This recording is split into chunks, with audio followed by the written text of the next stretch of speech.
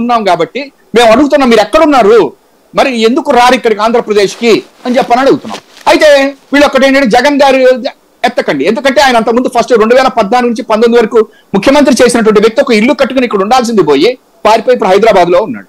ఇంకొకటి, ఇందాకటి నుంచి కూడా మనందరం ఒక మాట చెప్తున్నాం, నేను ఇవాటికి కూడా జగన్మోహన్ రెడ్డి గారు మీద వీళ్ళు చేస్తున్నటువంటి వ్యక్తిగతమైనటువంటి దూషణ, వ్యక్తిగతమైనటువంటి అక్కసు, ఈర్షే తప్ప ఆయన చేసేటువంటి పథకాలు మేము చెయ్యమని చెప్పను. కానీ ఇందాక బాలకృష్ణ గారు ఒక చోట చెప్తున్నాడు, సంక్షేమానికి ఫ్రీ వస్తాయి అవన్నీ ఇస్తున్నాడు, అవన్నీ నమ్మకండి అని చెప్పిన ఒక పక్కన ఆయన చెప్తుంటే, లోకేష్ ఏమన్నా 20 మేము ఇవి ఇస్తాము, దీపం సిలిండర్లు ఇస్తాము, మహిళలకు 18,000 ఇస్తాము అని చెప్పిన ఆయన చెప్తుంటే, ఇప్పుడు చంద్రబాబు నాయుడు గారు మన పవన్ కళ్యాణ్ గారు చెప్తున్నారు. నేను ఏమని అడుగుతున్నానంటే, వాళ్ళ ప్రజలు ఒక్కటే అడుగుతా ఉన్నారు, చంద్రబాబు గారు 2014లో ఇచ్చినటువంటి మేనిఫెస్టో ప్రకారము ఆయన ముందుకెళ్తాడా లేదా?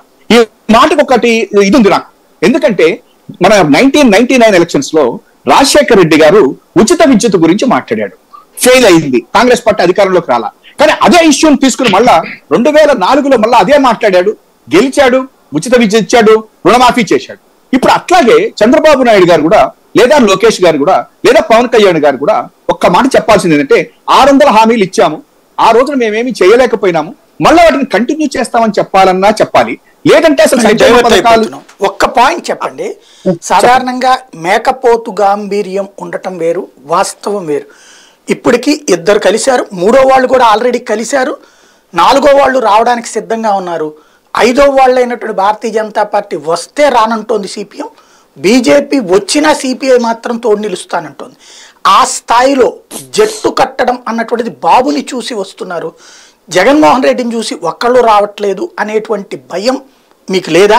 నెంబర్ 2, ఇవాళ ఒక్కసారిగా అంటే మీరు ఎన్ని విభేదాలు సృష్టించాలని ప్రయత్నించినా చంద్రబాబు నాయుడు పవన్ కళ్యాణ్ కలుసుకున్నారు, విజయం కోసం అన్నటువంటిది పరుగులు పెడుతున్నారు.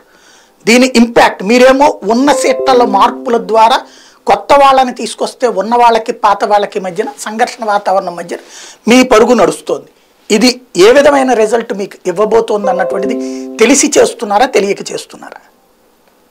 సార్, మీరు మొదట అడిగినటువంటిది మీ అందరికీ మనందరికీ కూడా తెలిసింది ఏంటంటే, జగన్మోహన్ రెడ్డి గారు ద్వారాలు తెరవలేదు, అట్లీస్ట్ కిటికీ కూడా తెరవట్లేదు. ఆయన మనం సింగిల్ గానే వెళ్దాము, వీళ్ళందరినీ తీసుకుంటే నేను చెయ్యవలసినటువంటివి చెయ్యలేను అనేటువంటి ఒక ఇదిలో ఆయన ఉన్నారు. 2014లో ఓడిపోయిన తర్వాత నాకు తెలిసినంత వరకు ఆయన మళ్ళా ఎవరో ఒకటితోటి కమ్యూనిస్టులతోటో ఇంకోళ్ళతోటో పెట్టుకుంటాడని అనుకున్నారు. కానీ ఆయన మొట్టమొదటి నుంచి ఒకటే చెప్తున్నాడు, చంద్రబాబు గారైనా ఎవరైనప్పటికీ కూడా ఈ ఎలియన్స్ పార్ట్నర్స్ తోటి మనం చెప్పాల్సినటువంటి ఎజెండా, ప్రజలకు వెళ్లాల్సిన ఎజెండా కుదరదు అనే ఉద్దేశంతో ఆయన 2019లో వెళ్ళాడు. ఇవాళ 2024కి వచ్చినా కూడా మీరు ఇందాక ఒక్క మాట అంటున్నారు, వాళ్ళందరూ కలుస్తారు, ఒకళ్ళ కలుస్తారని. ఇవాళ దేశ రాజకీయ పరిస్థితి, ఆంధ్రప్రదేశ్ పరిస్థితి ఒకే రకంగా ఉంది. నరేంద్ర మోడీ గారికి వ్యతిరేకంగా కూడా INDIA రోజు ఎవరు వస్తారో తెలియదు, ఎవరో ఒకళ్ళు గెలవాలి. ఇప్పుడు చివరికి తెలంగాణలో